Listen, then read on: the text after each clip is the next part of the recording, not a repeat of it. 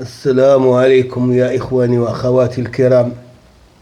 دائما أبحث وأوفر لكم وصفات طبيعية للعلاج، وبهذه المناسبة فصل الشتاء كثرت فيه الأمراض وازدادت فيه الفيروسات الزكام، ولاحظت أغلبية الناس يعانون من الكحة ونزلات البرد وسيلان الأنف، فقمت بهذه الوصفة لكم، فإنها مجربة 100% من أول يوم يحد من الكحة والسيلان الأنف.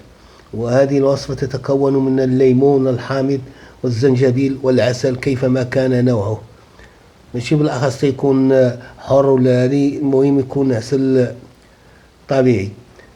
فهذه الوصفة أحسن من مواد الكيماوية، فإن الليمون الحامض غني بالفيتامين سي وله فوائد صحية مع الزنجبيل لجهاز التنفسي، ويحد من الآلام الحلق والتهاب اللوزتين، ويقوي مناعة الجسم، ويقتل البكتيريا المسببة لهذه الالتهابات في الجسم، والقضاء على الإنفلونزا.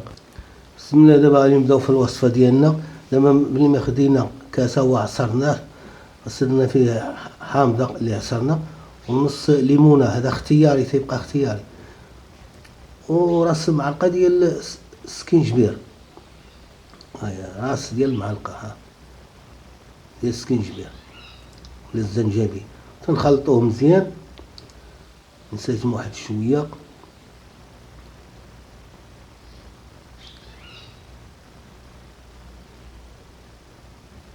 نمسحو العاشق العصير باش نهزو العسل. والعسل راه اختياري، كي كان حر مزيان، المهم يكون عنده الجودة عالية ديالو، يكون طبيعي كيف ما كان النوع، المهم يكون جيد، وتنحركوه مزيان بحال هكا.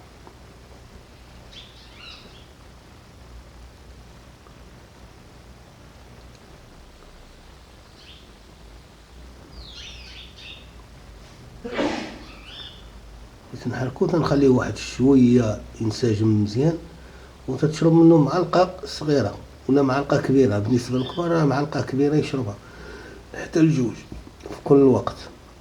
وهذا الليمون راه اختياري اللي بغا يديرو، الحامض، ودرنا السكينجبير، ودرنا شوية العسل كيما كان طبيعي، المهم يكون جيد، ميكونش بالأخص تيكون الإنسان يقول لك بأن خاصو يكون حر ولا شي حاجة. وهذه هي وصفتنا اليوم إن شاء الله، وتنتمنى يعجبكم الفيديو، وما تنسوناش من الدعم ديالكم والاشتراك في القناة باش يوصلكم الجديد إن شاء الله. وهذا راه اخترت لكم والله العظيم إلا اخترت لكم على حساب هذا البرد بالله. الوصفة كما قلت راه عاشقة كبيرة يشربها الواحد، ولا جوج عواشق بالنسبة للكبار، والصغار راه يشرب عاشق صغيرة في كل وقت حتى يتفادى هذا البرد.